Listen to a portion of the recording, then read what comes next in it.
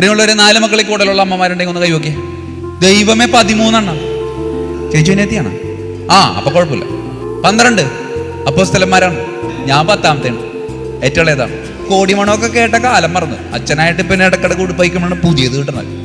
തറവാട് കിട്ടുമ്പോൾ അതിൻ്റെ കൂടെ 2 സാധനം ബോണസ് ഫ്രീ കിട്ടിയിട്ടുണ്ട്. അതെന്താണ്? അപ്പനും അമ്മയും അത് ഫ്രീ ആയിട്ട് കിട്ടുക. 40-50 കഷ്ണമാണ് അമ്മ മുറിച്ചെടുക്കണം. 2 മുട്ടയും 5,000 പേർക്ക് അത്ഭുതം. അതൊന്നും എനിക്കൊരു അത്ഭുതമൊന്നുമല്ല. എൻ്റെ അമ്മണി അമ്മ മുറിച്ചെടുക്കണം മുട്ടയുടെ അളവെന്ന് വെച്ചാൽ അതെനിക്ക് എന്നെ ഒടുക്കത്തെ അത്ഭുതം. ഈ ട്രൗസറും പാവാടയെന്ന് പറഞ്ഞാൽ തമ്മിൽ വേറെ വ്യത്യാസമല്ല. ട്രൗസറിന്റെ ഇടയ്ക്ക് ഒരു അടിപ്പുണ്ടാവും, പാവാടക്ക് അത് ഉണ്ടാവില്ല. അത്രേ ഉള്ളൂ, വേറെ ഡിസൈനൊന്നുമില്ല. മഴവില്ലിന് 7 കളറല്ലേ, ഇത് 12 കളറിന്റെ ഒരു ട്രൗസറൊക്കെ അടിച്ച് സങ്കടപ്പെട്ട് ഇങ്ങനെ പുറത്തേക്ക് വരുമ്പോഴായിരിക്കും അപ്പുറത്തുനിന്ന് വേറൊരു മഴവില്ല് വരിക. അമ്മയ്ക്ക് സ്ത്രീധനം കിട്ടിയ ഒരു വീഞ്ഞപ്പെട്ടി ഉണ്ട്.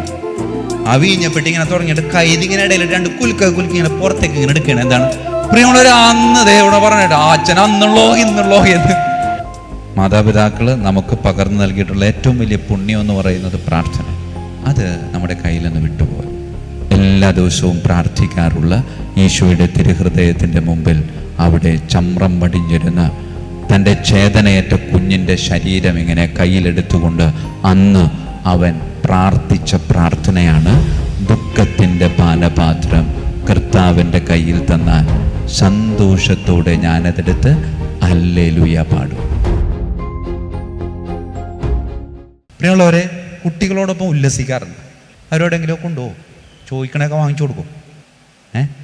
ചോദിക്കാനായിട്ട് അനുവദിക്കില്ല, അപ്പം തന്നെ കണ്ണുരുട്ടി അല്ലേ. പ്രിയമുള്ളവരെ, 4 മക്കളിൽ കൂടുതലുള്ള അമ്മമാരുണ്ടെങ്കിൽ ഒന്ന് കൈവയ്ക്കേ. 4 മക്കളിൽ കൂടുതലുള്ള അമ്മമാരുണ്ടെങ്കിൽ പൊക്കിക്കോ. എന്തിനാ നാണിക്കണം? തന്നെ ഒരാളുള്ളൂ, വേറെ ആരുമില്ല. ഓക്കെ, അടുത്ത ചോദ്യം.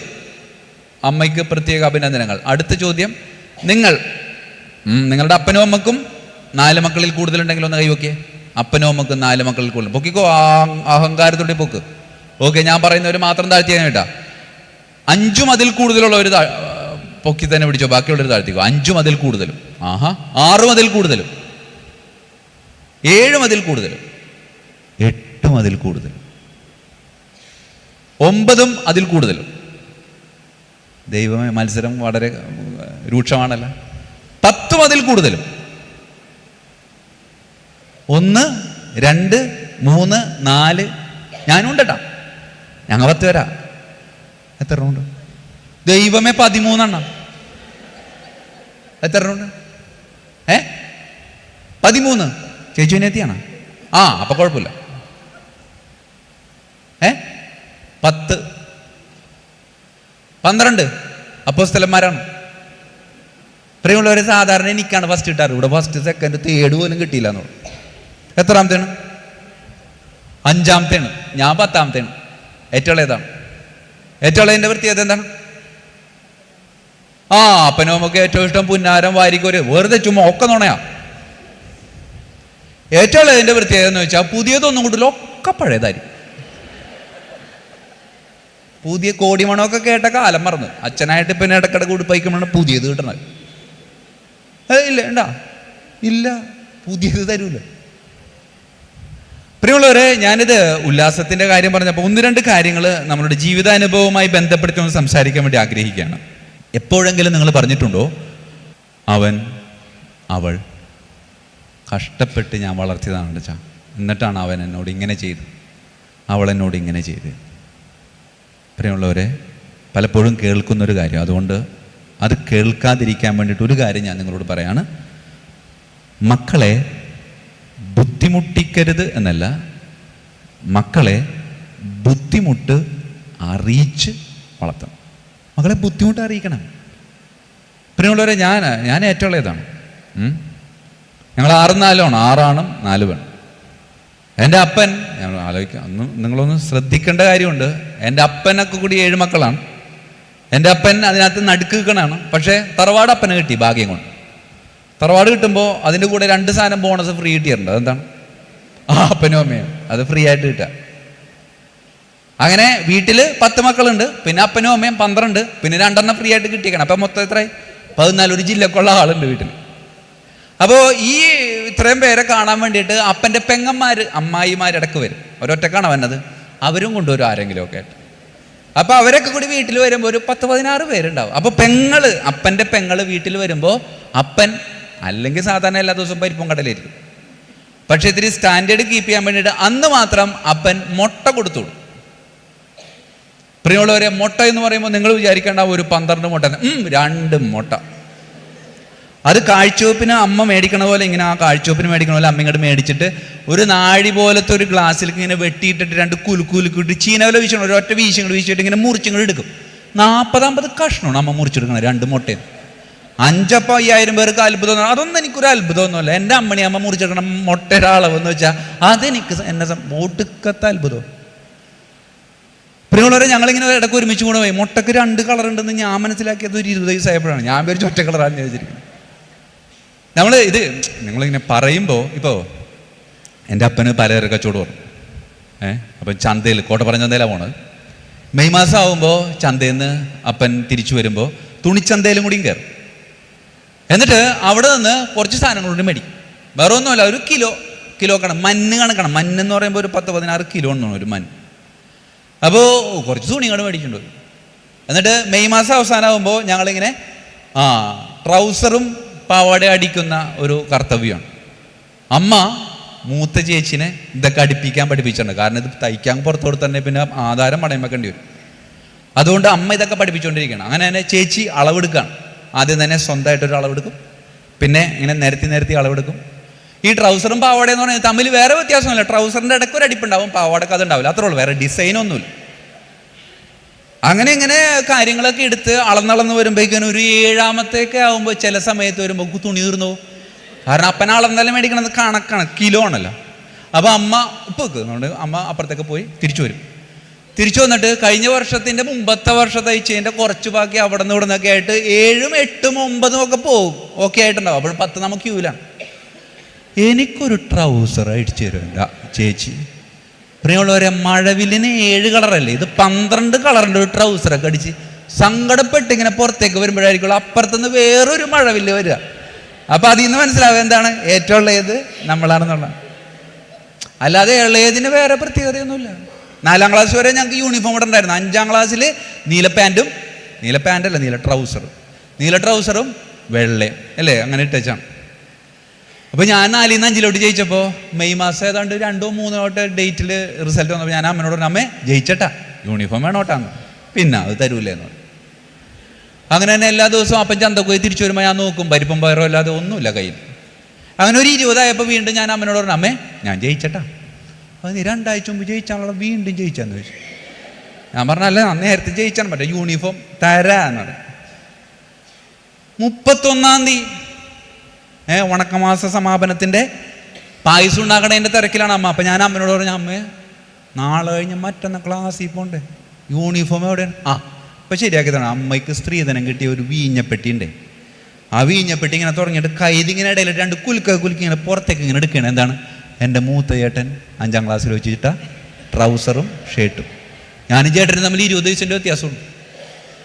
പ്രിയമുള്ളവരെ, അതിങ്ങനെ കഞ്ഞോള്ള പശ, ഇന്ന് അതിന് വേറെ സാധനങ്ങളൊക്കെ ഇട്ട കഞ്ഞോള്ള പശയിൽ ഇങ്ങനെ തേച്ചിങ്ങനെ ഇട്ട് വന്നിട്ടില്ലേ, ഈ ട്രൗസറും ഈ കാലും കൂടിയും വല്ല അരമണിക്കൂറിൻ്റെ ഇടയിൽ 2 പ്രാവശ്യം മുട്ടി അങ്ങനത്തെ ഒരു ട്രൗസറാണ്. ആലുവയും പറൂരും തമ്മിലുള്ളൊരു ബന്ധം പോലെ ഇങ്ങനെ ഇട്ട് നടക്കുക. പ്രിയമുള്ളവർ, അന്ന് ദേവണ പറഞ്ഞിട്ട് അച്ഛൻ അന്നുള്ളോ ഇന്നുള്ളോ എന്ന് ആലോചിച്ചോക്കെ. പ്രിയമുള്ളവരെ, അങ്ങനെ പഴയ പോലീസുകാരൻ്റെ പോലെ നമ്മളെ സ്കൂളിലേക്ക് ഇറങ്ങുമ്പോൾ 1-2 പോലീസുകാരൊക്കെ അപ്പുറത്തിപ്പുറത്തുനിന്നൊക്കെ വരണുണ്ടാവുക. ഞങ്ങൾ ഒരുമിച്ച് ഇങ്ങനെ പോവാം. ഇതുപോലുള്ള സമാനമായ ചില ബുദ്ധിമുട്ടുകളൊക്കെ നമ്മുടെയൊക്കെ ജീവിതത്തിലുണ്ട്. പക്ഷേ അതില്ലാഞ്ഞിട്ടല്ലേ പ്രിയമുള്ളവരെ, മാതാപിതാക്കൾ ഇങ്ങനെ ചില മനഃപൂർവമായ ബുദ്ധിമുട്ടുകൾ നമുക്ക് നൽകിയിരുന്നത് നമ്മളെ കഷ്ടപ്പെടുത്താൻ വേണ്ടിയിട്ടല്ല, മറിച്ച് നമ്മളെ ഒരിക്കൽ നിങ്ങൾ മാതാപിതാക്കളാകും, അപ്പോൾ അവർ ട്രെയിനിങ് നടത്തുമായിരുന്നു. പ്രിൻസിപ്പളായിരുന്നു നമ്മുടെ മാതാപിതാക്കൾ. നമ്മളൊരിക്കൽ, എൻ്റെ മകൻ എൻ്റെ മകൾ ഒരിക്കൽ അപ്പനും അമ്മയാകും. അപ്പോൾ എങ്ങനെയാണ് മാതാപിതാക്കൾ മക്കളെ വളർത്തേണ്ടതെന്ന് പഠിപ്പിക്കുകയായിരുന്നു. പക്ഷെ അത് മനസ്സിലാക്കാൻ പറ്റാതെ ചിലരൊക്കെ ഇപ്പോഴും മാതാപിതാക്കളെ കുറ്റം പറഞ്ഞ് ജീവിക്കുന്നു. പക്ഷെ മനസ്സിലാക്കിയവർ അവരെ ബഹുമാനിച്ചപ്പോൾ സന്തോഷത്തോടെ ജീവിക്കാം. പ്രിയമുള്ളവരെ, ഇതുപോലെ തന്നെ ഒരു ക്ലാസ്സിൽ ഇങ്ങനെ പറഞ്ഞപ്പോൾ, ഈ മുട്ടയുടെ കാര്യം പറഞ്ഞപ്പോൾ 2 കളറുണ്ടെന്ന് ഞാൻ പിന്നീടാണെന്ന് അറിഞ്ഞതെന്ന് പറഞ്ഞപ്പോൾ ഒരു ചേട്ടൻ ക്ലാസ് കഴിഞ്ഞപ്പോൾ എന്നെ കാണാൻ വന്നു. അച്ഛനൊക്കെ 10 മക്കളല്ലേ? അതെ. അച്ഛൻ ഞങ്ങൾ 13 മക്കളാണ്. അച്ഛാ അപ്പോൾ ഞാൻ മറ്റേ 13 കളറിട്ട് ട്രൗസർ ഇട്ടിട്ട് അയാൾ നടന്നു പോകണം എൻ്റെ മനസ്സിലേക്ക് വെറുതെ ഇങ്ങനെ തെളിഞ്ഞു വരിക. അതിനുശേഷം ആൾ പറഞ്ഞ അച്ഛാ പാലിൻ്റെ നിറം വെള്ളയാണെന്ന് 100 പ്രാവശ്യം ഇമ്പോസിഷൻ എഴുതിയാണ് അച്ഛാ ഞാൻ പഠിച്ചത്. ഇവിടെ കാഠിന്യം നിങ്ങൾ മനസ്സിലാക്കണം. പാലിൻ്റെ നിറം വെള്ളയാണെന്ന് ഞാൻ പഠിച്ചത് ഇമ്പോസിഷൻ എഴുതിയാണ്. ഇത്രയുള്ളൊരു കാര്യം നമ്മൾ മനസ്സിലാക്കേണ്ടതുണ്ട്. മാതാപിതാക്കൾ നമ്മളെ വളർത്താൻ വേണ്ടി ചില കാര്യങ്ങൾ ഇങ്ങനെ ചെയ്തു കൂട്ടുമ്പോൾ അത് ഒരിക്കലും ചിന്തിക്കരുത്. എന്താണ് അവർ നമ്മളോട് ദേഷ്യം ഉണ്ടായിട്ട് ചെയ്യണമല്ല, മറിച്ച് അവർ ട്രെയിനിങ് എടുത്തതാണ്. എൻ്റെ ഈ കുഞ്ഞ് ഒരിക്കൽ അമ്മയാകാനുള്ളതാണ്, അപ്പനാകാനുള്ളതാണ്. അതുകൊണ്ട് അവർക്ക് പ്രായോഗിക പരിശീലനം കൊടുക്കായിരുന്നു. അത് ചിലപ്പോഴൊക്കെ വിട്ടുപോവാണ്. പ്രിയമുള്ളവരെ, അവസാനം ഒരു കാര്യം കൂടെ ചേർത്ത് വയ്ക്കുകയാണ്. എന്താണ്? ദൈവപരിപാലനയുടെ മഹത്വം നിങ്ങൾ മനസ്സിലാക്കുക. പ്രാർത്ഥിക്കാൻ മറന്നുപോയി. മാതാപിതാക്കൾ നമുക്ക് പകർന്നു നൽകിയിട്ടുള്ള ഏറ്റവും വലിയ പുണ്യം എന്ന് പറയുന്നത് പ്രാർത്ഥന. അത് നമ്മുടെ കയ്യിൽ നിന്ന് വിട്ടുപോകും. ആ ഒരു ചിന്ത നമ്മുടെ ഉള്ളിൽ എപ്പോഴും ഉണ്ടാവണമെന്നാണ്. അപ്പനും അമ്മയൊക്കെ നമ്മളെ പള്ളിയിൽ പറഞ്ഞു വിട്ടതും നമ്മളൊക്കെ ജീവിതം നമ്മളൊക്കെ കേട്ട് ശീലിച്ച ഒരു പ്രാർത്ഥനയുണ്ട്, ഒരു പാട്ടുണ്ട്, ദുഃഖത്തിൻ്റെ പാനപാത്രം പാടിയത്.